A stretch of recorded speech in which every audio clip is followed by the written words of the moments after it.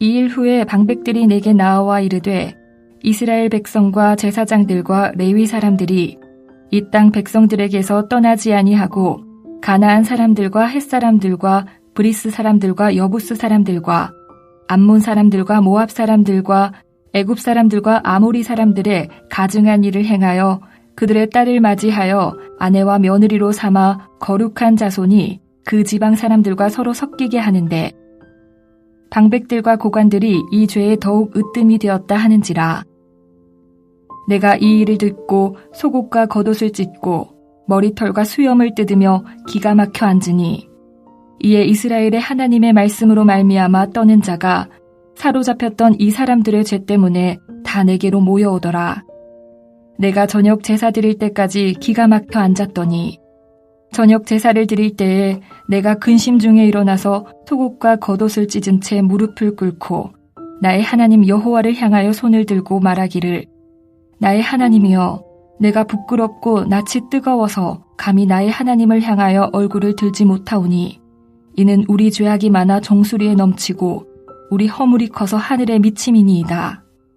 우리 조상들의 때로부터 오늘까지 우리의 죄가 심하매 우리의 죄악으로 말미암아 우리와 우리 왕들과 우리 제사장들을 여러 나라 왕들의 손에 넘기사 칼에 죽으며 사로잡히며 노략을 당하며 얼굴을 부끄럽게 하심이 오늘날과 같으니이다.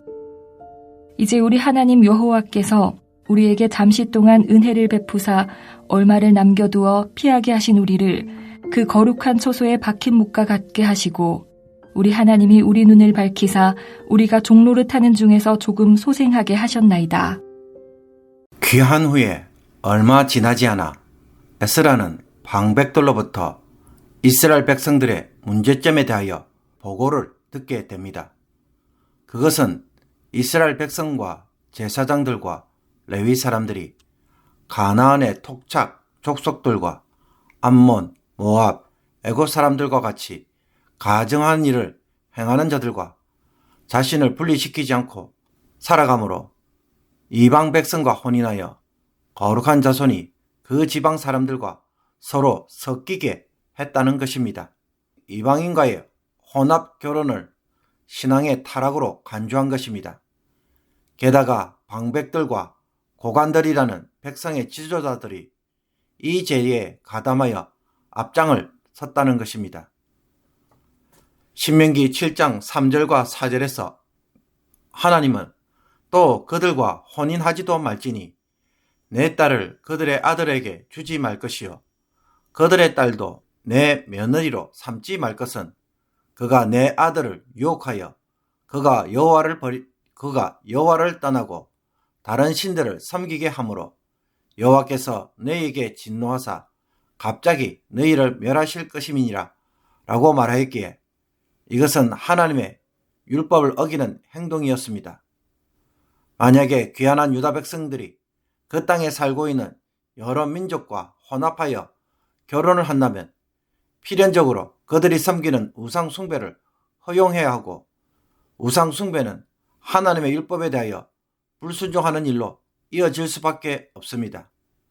특히 본을 보여야 할 지도자들이 앞장서서 했다는 것은 이 사건이 유다 공동체 전체로 하여금 죄를 범하도록 만들고 있는 것입니다.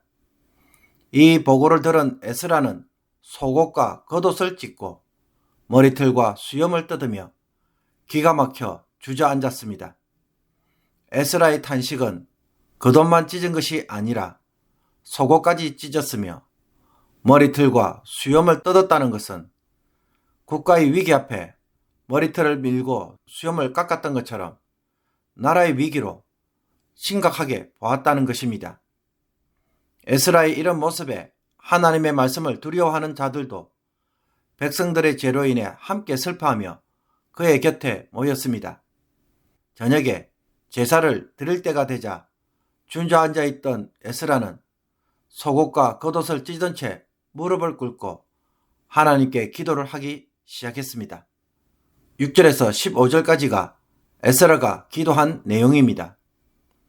에스라는 6절에서 부끄러움과 수치로 인해 하나님 앞에서 감히 얼굴을 들어 기도할 수 없다고 말합니다. 부끄러움과 수치의 이유는 우리의 죄악과 허물이 세상에 가득 찰 정도로 너무 많고 컸기 때문이라고 말합니다. 여기서 에스라는 유다 백성들의 범한 죄악을 그들의 죄악이 아닌 우리의 죄악과 허물이라고 말하므로 이 문제를 자신을 포함한 유다 공동체 전체의 문제로 받아들이고 기도하는 것을 보여줍니다. 사실 이스라엘은 과거 조상 때부터 오늘까지 그 죄가 매우 심각하여 죄로 인해 백성들과 왕과 제사장들이 주변 나라의 손에 넘겨졌으며 칼에 죽고 노략을 당했으며 포로로 잡혀가는 부끄러움을 겪었습니다. 그렇지만 이런 이스라엘이지만 하나님은 잠시 동안 은혜를 베풀어 주셔서 그 죄악대로 다 심판하지 않으셨습니다.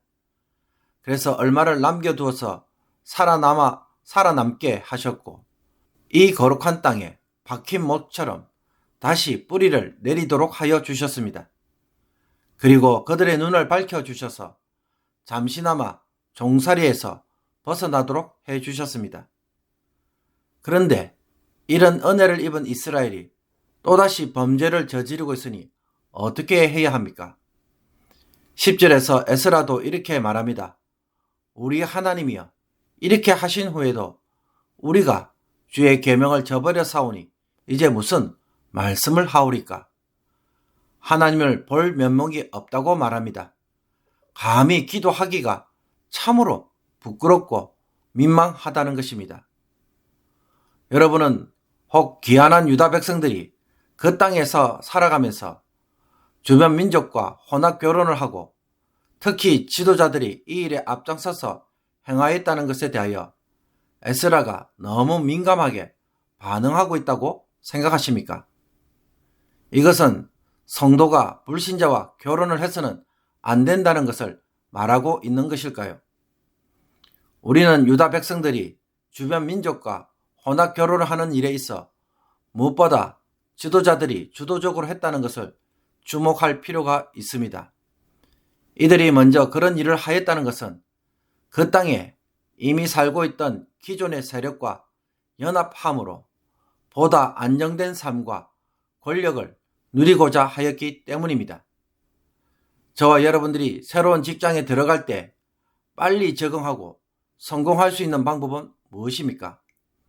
성실하게 일을 해서 인정받는 것도 필요하겠지만 그러나 더 쉽고 빠른 방법은 자신의 부서에 권력을 쥐고 있는 직장 상사에게 잘 보이고 그 사람이 요구하는 일을 얼마나 잘 하는가에 달려 있습니다. 소위 줄을 잘 서면 길이 열리는 것입니다. 그래서 누구의 줄에 서느냐가 매우 중요하기 때문에 지도자들도 그 땅의 딸들을 통해 자신의 세력을 확장하려고 했습니다.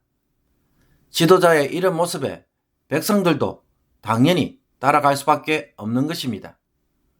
에스라서는 바벨론에서의 괴환을 제2의 출애굽 사건으로 바라보고 있습니다.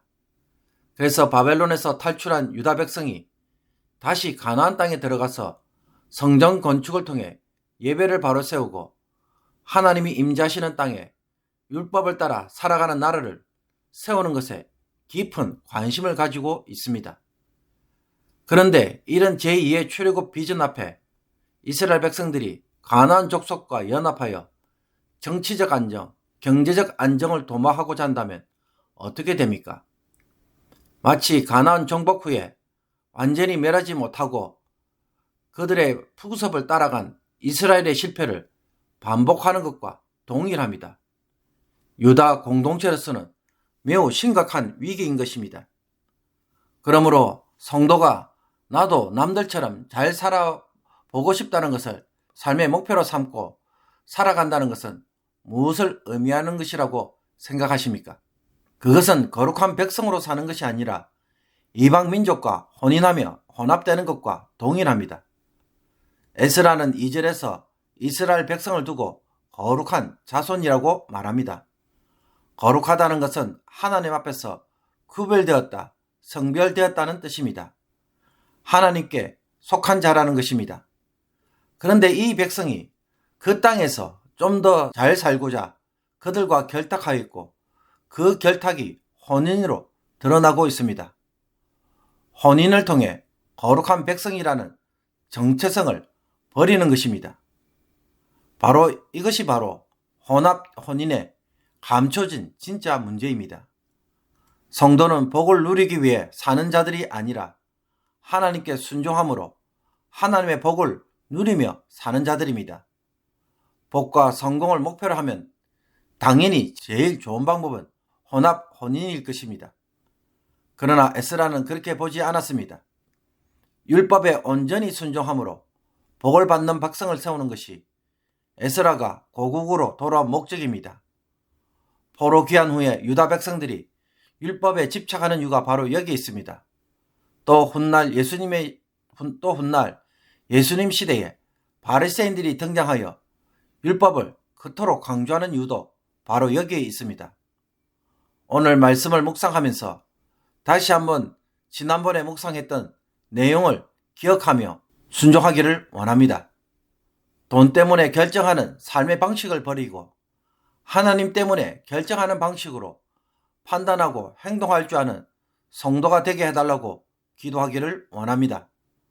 무엇이 하나님 앞에서 옳은 것인지를 생각하고 손해가 있더라도 행할 수 있는 오늘 하루가 되기를 원합니다. 나에게 일어난 일에 대하여 나도 모르게 이해관계 있으면 행동하고 있는 일은 없는지 되돌아보고 회개함으로 돌아서는 성도가 되기를 주님의 이름으로 축복합니다. 기도 드리겠습니다. 하나님, 좀 더 편안하게 살고 좀 더 누리고자 하는 욕심으로 인해 말씀을 버리고 현실과 타협하는 어리석은 자가 되지 않게 하여 주옵소서. 돈과 권력과 좋은 지위를 추구하는 자들이 아니라 하나님이 어떻게 살기를 원하시는지를 늘 생각하므로 하나님의 말씀을 바로 세우는 일에 전심전력하는 성도가 되게 하여 주옵소서. 세상의 것을 누리는 것에 우리의 즐거움이 있지 않고 하나님과 교제하는 것에 즐거움이 있기를 원합니다. 오늘도 여호와의 율법이 입술에서 떠나지 않게 하시고 날마다 묵상함으로 하나님의 에덴 동산에 심겨진 나무처럼 되게 하여 주옵소서. 자녀들에게도 세상에서 성공하는 것을 삶의 목표로 가르치지 않도록 되돌아보게 하시며 하나님의 백성으로 사는 것을 교훈하는 부모가 되게 하여 주옵소서. 예수 그리스도의 이름으로 기도하옵나이다. 아멘.